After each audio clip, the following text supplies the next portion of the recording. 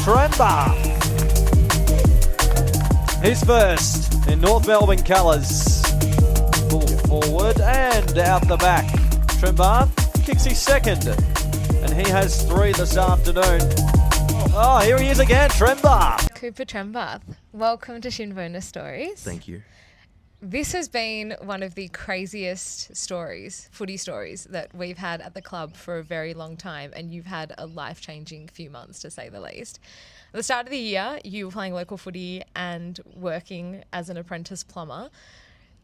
10 months later, you're sitting here now, you are on an AFL list, you have a contract for next year, you made your AFL debut, you sort of burst onto the scene, 3 goals in each of your 3 games. Massive. Thank you very much. It's been so surreal, like to go from a plumber and sort of be doing all my work like outside of my like plumbing hours to being able to do all my work inside and like through the club. It's been amazing. How are you feeling? I just want to start there. It's obviously a lot to digest, and it's been a really crazy few months. You've kind of had a bit of time now to sort of process anything and everything. How does it feel? It's pretty cool. The first sort of like 2 months, I was sort of still like pinching myself. It didn't feel real, but not until like I played my first senior game, I'm like, whoa, this is like really happening to me. And then I got another contract, and yeah, it's an amazing feeling. I feel great. If I had told you at the start of this year that this is where you would be coming towards the end of 2025, would you have believed me? Not a chance in the world. No way. So there's obviously a lot to unpack from the past few months, but we'll get to that in a sec. I want to go right back to the very beginning. Talk to me about how you got into footy and how you sort of found the sport and learned to love it. So I accredit all my like football love to my brother, Jake. So back when I was a junior, like I played Auskick and everything, but I actually retired from football as an 8-year-old, and I didn't want to play anymore. Yeah. And Jake was the one, my brother, my older brother, he was the one that said, you have to come play, Cooper. It's so much fun. I'm like, oh, no, I'm not sure. And so slowly but surely started sort of running water for his team, and then started training, and then started playing with him. And I played with Jake all the way through. So all of my love for football comes from him. And where did that love transition to a spot where you realised, hey, maybe I could actually make a career out of this? I can't pinpoint a specific point, to be honest. Like, I've always played up, so I was always undersized and everything. Not until I went back to my age group in under 16s did I realise, I have potentially a chance to even play VFL football. But potentially when I started playing Eastern Rangers, Coates, Talent League footy, that's when I thought, could have a real shot at this. So probably then, maybe. So you played Talent League, was it under 18s? Yep. And then you came back to Blackburn. Yep. You played both key position forward and key position defender, super versatile. Did you have a preference in that time? Not really. So I really love playing forward and back. I don't mind kicking a snag though. I do love that. But either end, I really love both. So it doesn't bother me. So you have just turned 20. And obviously you can nominate for the draft from the age of 18. Had you nominated for any drafts prior to 2025? So I nominated for every draft from when I was 18 all the way through till I got drafted. So that was the end of year draft when I was 18, the mid-season draft the following year, the end of year draft when I was 19, and then the mid-season draft that just went past that I got picked up in. What do you think is the reason why you were overlooked in those first 3 drafts? I think a bit of commitment to my body. So I was carrying a bit of extra weight, and as soon as I stripped all that down, really improved my running and like all my skills, that's when they took a shot on me. So the door opened for you to play VFL footy at North Melbourne. You played round 7 against Brisbane in 2025. How did that opportunity present itself? It's actually really funny. So I trained the whole off-season as a backman, and it was a spot opened up in the forward line, and Tommy Lynch just decided to take a shot on me playing up forward. Not exactly sure why, but I had a few practice games like at the start of the year as a forward, and I was playing all right in them. So I think he just decided to take a shot on me, and just took the most of my opportunity. Were you listed at North Melbourne in the VFL for season 2025, or did this just kind of come out of nowhere? Yes, I was listed on the team. So I was listed 2024 and 2025, so both years. Had you played much footy for North VFL prior to that game against Brisbane? That was my first one. So your first game, you kick 3 goals up forward. You kind of just really take the audience by surprise and also captured the attention of the recruiting staff who, the story goes, they kind of hid you for about 3 weeks. So that game was at the start of May and the mid-season draft was towards the end of May. How were those few weeks navigating between playing that first game against Brisbane and then eventually being selected in the mid-season draft? So after I played my VFL game, I played because there were a couple of injuries in the AFL squad, and they obviously came back from injury, so I got dropped, and I was a bit salty by that because I thought I played alright. But I just went back to local footy and just decided I'm just going to go play and enjoy my footy, and then I didn't let it affect me too much that I got dropped, but you just got to keep playing for the love of the game. Was there any communication from the club that maybe you would be hidden away because they didn't want anybody else to take you in the draft? No, I actually had no idea. So you just think, oh no, I've got dropped. Yeah. A bit of a bruise to the ego. Yeah. No, it's all right because I thought it was from because one of the AFL senior boys came back into the squad, so it just pushed everyone down a level. So I thought it's just what happens when you're at a aligned VFL club. So mid-season draft night, North select you with pick 10. What was the feeling? It was so surreal because I actually didn't know that they were going to pick me. So I was just sitting on the couch with my mum, dad, brother and sister. And they read out my name and we all just went berserk. Just started jumping around and then my phone started exploding. And it was just, if I could relive it, I would. It was amazing.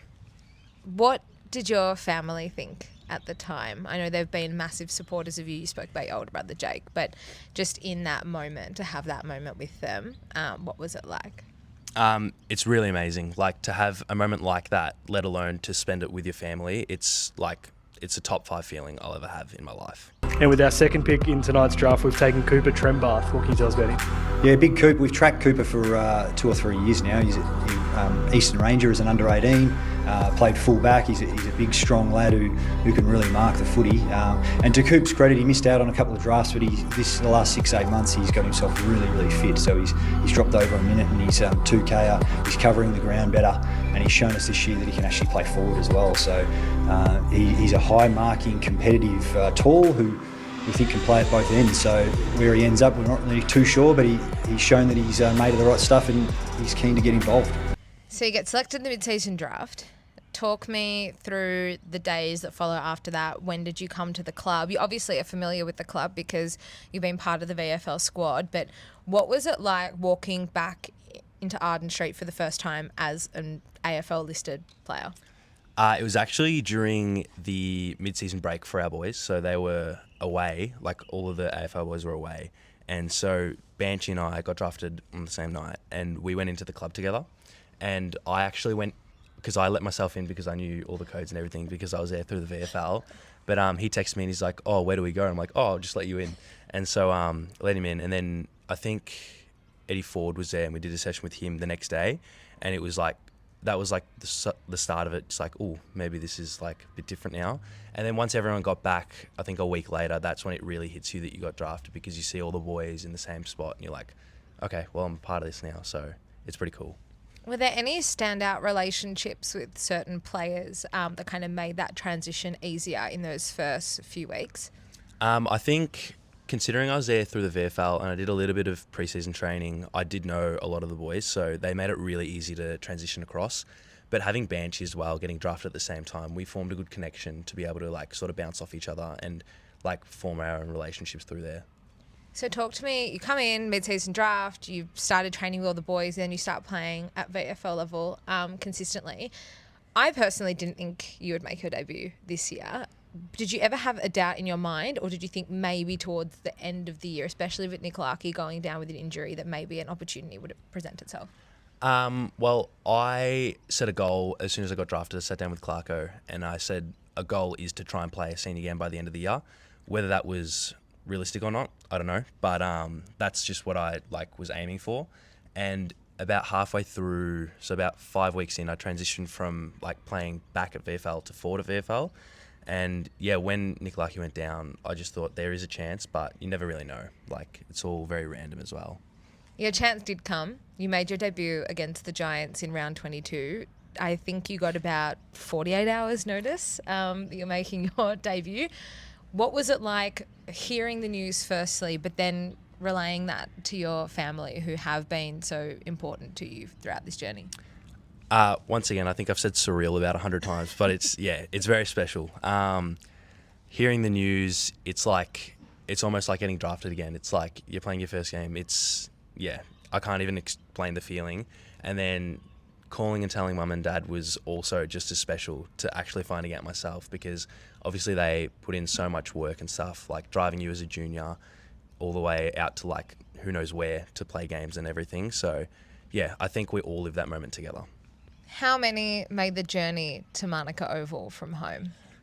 So it was my immediate family of 4 others, and then I had an auntie and a grandma come, and then I had, I think, 6 mates drive up the day of to Canberra and then drive the night back as well. So they had like a 15-hour drive day. So Definitely worth it. definitely worth it. 3 goals on debut. You not only made them proud, but I think you really captured the hearts immediately of the North Melbourne faithful. I just want to talk about your nan for a second, because she stole the show just about from you in the crowd. She was tearing up. There was vision of her after you kicked your first goal. There was also this great story that came out about wishing more excited to see you play or meet Caleb Daniel. What was that moment like to have her there, and all of the stories and fanfare that sort of followed afterwards? It is so special because my nana and I, we grew up Bulldogs fans, and I remember going to the footy with her, and we always used to use a record to write down all the goal tallies. She used to bring hot dogs in a furnace. So like, just some of my earliest football memories are with her at the footy, and to know that she was watching me would have been really cool. And to have her cry as well, it's really special to me, because it's like it shows how close we are as a family. So it's great. That debut is followed by 3 goals against Richmond in round 23 and 3 goals against Adelaide in round 24. Your debut is the best since Scott Cummins in 1994, well before you were born. Does that record and sort of the way you've burst onto the scene play on your mind at all, or you're just sort of out there and just doing the best you can? Because it's a lot of pressure to step into the side and then to be able to deliver on that 3 times over is pretty remarkable. Did you feel any sort of pressure or expectation to keep doing what you were doing? To be honest, not really. Like, I'm just out there to have a lot of fun and like out there to win games. So it's not really playing on your mind how many goals you kick. Like, especially playing the Adelaide game, like when you're in momentum, like during the 3rd and 4th quarter, like it's the best feeling. And like, you're not really thinking about who kicks the goals as long as it's a North Melbourne jumper. That's all that matters. So I was just lucky enough to kick 3, but it could have been anyone. Is there any other preparation or anything else you could attribute to you being able to just transition so easily? I think just being comfortable with the boys as well. Like, because I've trained with them in 2024 and 2025, it's not like I came into the club as a complete stranger. Like, I knew everyone like straight away, which was really good for me because it wasn't hard to make closer connections with like friends that you're already close with. So your unbelievable debut in those 3 games has earned you another contract for 2026. How did that conversation start with the club? How soon after the season did it start? I think it even started before the season was over. Yeah, I signed the 1-year deal just before the Richmond game. So it was just towards the end of the season, and I was just super stoked to get another contract because I was only on for 6 months, and I thought when I got drafted it could only be a 6-month thing for me, but I just wanted to make the most of it. And as soon as I got that 1-year contract, I was super happy with it and went along with it straight away. We are all very excited to have you on board again for next season as well. You have really been a fast fan favourite. There's been a lot of fanfare, a lot of praise, which has been amazing. How have you found the adjustment to the limelight and to all of the attention?